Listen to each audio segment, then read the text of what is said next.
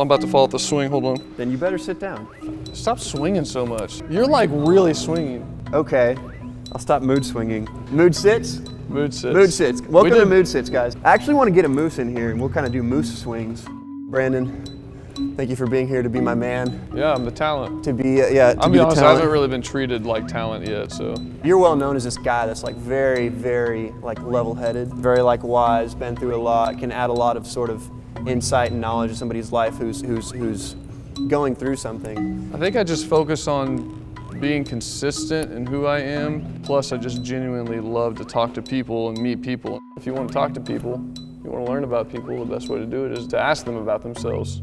But I guess I do have this genuine belief that nobody will ever wear an emotion that they don't want to talk about. I feel like if I'm in a situation where I see somebody show an emotion, whether it's anger, sadness, happiness, if they're sick, I feel like I am not fulfilling my calling if I do not ask them about that. It's such a big deal to me that, because I feel like if you are going to show me an emotion, then you're showing me, like, you're trusting me with a vulnerability. Right. So I see so many people that are just like, hope you're okay, and walk away, but right. that's just not what I'm going to do. Let's spread it. Let's spread it not to just about you, but to like people in general. What is it that makes certain people want to sort of guard themselves and not open up to a person or to the world? Because every once in a while I think of it as like somebody's afraid to open up to the world because they think that the world has some kind of weapon to destroy them, when that's not the case. We carry out our lives in a, I'm not going to say behind the scenes way, but like we don't like talk about this stuff. It seems that the way the world is set up these days is like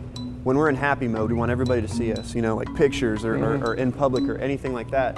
But when we're sad, it's like we're afraid to let the world see us, you know, or we're afraid to let people know that that's what's really going on, because that feeling is so sheltered, and it kind of almost gets inside of the best version of you. Well, the way that the world's set up right now with social media and the internet is you're looking at people's highlight reels rather than their real life. So if somebody were to share something that is vulnerable and raw and real to the masses, they're basically saying that my life isn't as good as yours. I always have this philosophy that there's a lot of like the surface level of what you see is really enticing and exciting, but when you get in the kitchen, when you get behind closed doors and you see what makes that person tick or what's important to them, it'll kind of like, it could change your perspective. How about you ask me a question and then you answer what you think I would answer? And then I'll tell you if that's right or wrong. That's an interesting take. One question that I would ask you is, what do you think is the most valuable currency of our world? I would think that you would probably answer love, because love is a great thing, right? And love never fails. I don't think love's a currency. There's no opportunity for love to be void in my life. So the greatest currency in all of the world, in all of the universe, Johnny?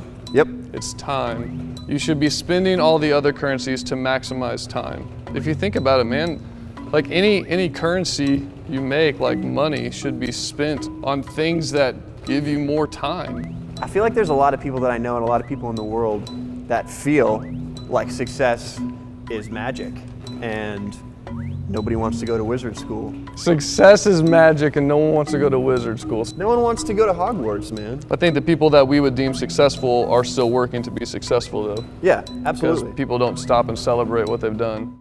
Is that fun for you? Yes. Well, what is it for you? It's fun. It's not always going to be like this, but we're always going to be bros, you know what I mean? Oh, for sure. Yeah. I genuinely love you and what you do, and I will genuinely be on your team forever. That's pretty great. You think it is? I like that a lot, man. I do. Well, I mean, that's that. That's that.